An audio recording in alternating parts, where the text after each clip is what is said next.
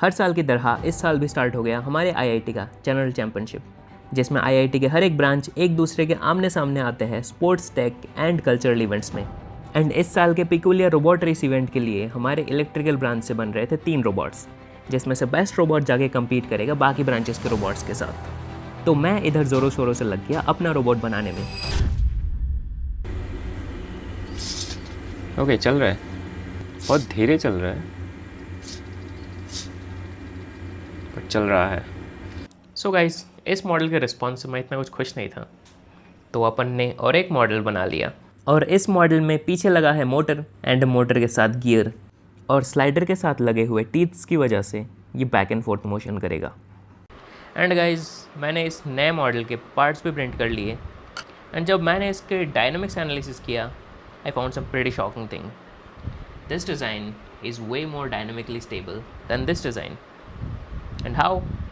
Stick till the end. I'll also explain why this thing happened. So guys, हमारे इस robot को अभी थोड़ा फास्ट भी कर दिए हैं। लाइक अगर अभी देखें तो ये अभी फास्ट चल रहा है थोड़ा पहले से, बट उसके साथ एक कॉन भी है इसका कि अभी ये हमारे पुराने छोटे वाले बैटरी से नहीं चल रहा। इसमें इतना पावर ही नहीं है कि ये इसको इतने फास्ट चला सके।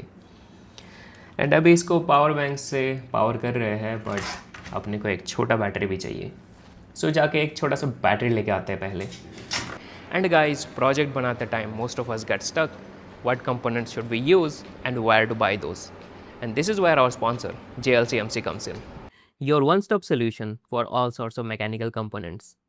JLCMC provides high-quality parts for DIY makers and small to medium businesses at pretty affordable prices. And here's the best part. If you register using the link given in description, you will get a total of $60 worth of coupons for your upcoming purchase. Hi, good evening, ma'am. Morning. अरे good morning. कोई नहीं, जब जाके सब सही है। भैया वो 9 वोल्ट का बैटरी देना दो। सो गाइस, सारे कंपोनेंट्स अपने पास आ चुके हैं and it's finally time to give it the finishing touch. And इसके बाद ये प्रॉपर कंपटीशन में पार्टिसिपेट करने के लिए रेडी हो जाएगा।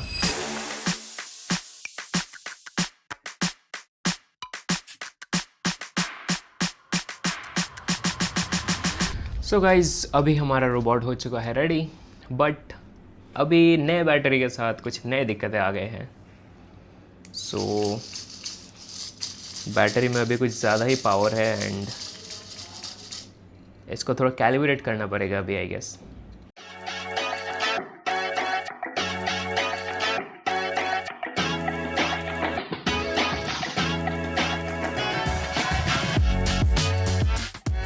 गाइस, इधर एंड मोमेंट पे आके ही सारे दिक्कतें होते हैं। सो अभी ऑलमोस्ट ख़त्म ही हो गया था एंड बीच में अपना मोटर ख़राब हो गया। सो अभी इसको खोल दिए हैं एंड साथ में एक पार्ट भी टूट चुका है, तो वो यहाँ प्रिंटर में प्रिंट हो रहा है। बट कोई दिक्कत नहीं, एवरीथिंग इज़ अंडर कंट्रोल। अगर मेरा वाला काम नहीं भी करता है तो सुमित वाला काम कर रहा है। एंड साथ में नाबिल एंड सुधा का रोबोट एक्चुअली अभी भी बन ही रहा है। सो उन लोगों को प्रिंटिंग में थोड़ी दिक्कत आ गई थी, बट कॉम्पिटिशन स्टार्ट होने से पहले होपफुली उनका भी ख़त्म हो जाएगा। A few moments later. So guys, finally अपने कंपटीशन में जाने का टाइम आ चुका है। सो देखते हैं, कैसे तैसे करके इसको बना तो लिए है, देखते क्या होता है। सो कंपटीशन में जाने से पहले मैं चला गया अपने बाकी टीम्स का रोबोट देखने, जिसमें सुमित एंड फर्स्ट ईयर्स का रोबोट कंपटीशन में जाने से कुछ ही देर पहले काम करना बंद कर दिया, और नाबिल एंड सुधा का रोबोट कंप्लीट ही नहीं हो पाया टाइम पे। एंड फाइनली बचा हुआ था मेरा रोबोट। ठीक है, चल रहा है ना ये? जय माता जी, चल रहा है। और सबसे पहला टर्न भी था हमारे इलेक्ट्रिकल का ही, and our robot was going butter smooth.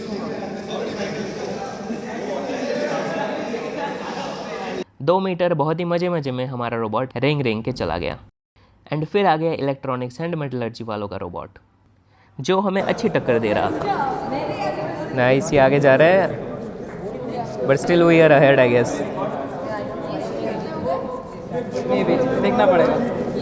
उसके बाद आ गया टर्न मैकेनिकल वालों का। क्या देखना एक सेकंड, जो कि चल ही नहीं पाया। और फिर आ गया टीम कंप्यूटर साइंस, जिसका भी सेम ही हाल था, मैकेनिकल जैसा। एंड गाइज फाइनली हमारा कंपटीशन होता है यहाँ पे ख़त्म। एंड हमने कवर किया फुल रोप यानी 200 centimetres in 40 seconds and we came first. And बाकी टीम्स फुल रोप ही कवर नहीं कर पाए। हमारे इलेक्ट्रॉनिक्स एंड मेटलर्जी टीम ने कवर किया 155 सेंटीमीटर्स इन 78 सेकेंड्स एंड हमारे कंप्यूटर साइंस ने कवर किया 1 centimetre in 54 seconds and they came second and third respectively. And finally it's time to explain why I chose this design over this design.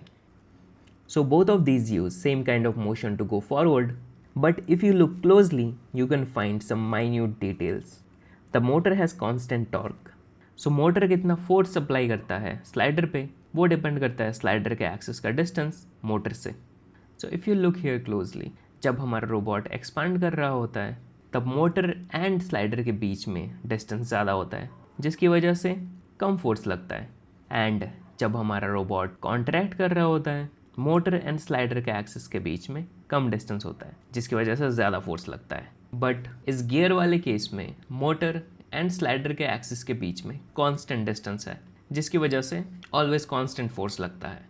If you observe our robot closely, you can see that when it expands, it actually moves smaller shaft forward, which takes less force. And when it contracts, it moves the bigger part along with all the electronics and battery, which requires higher force.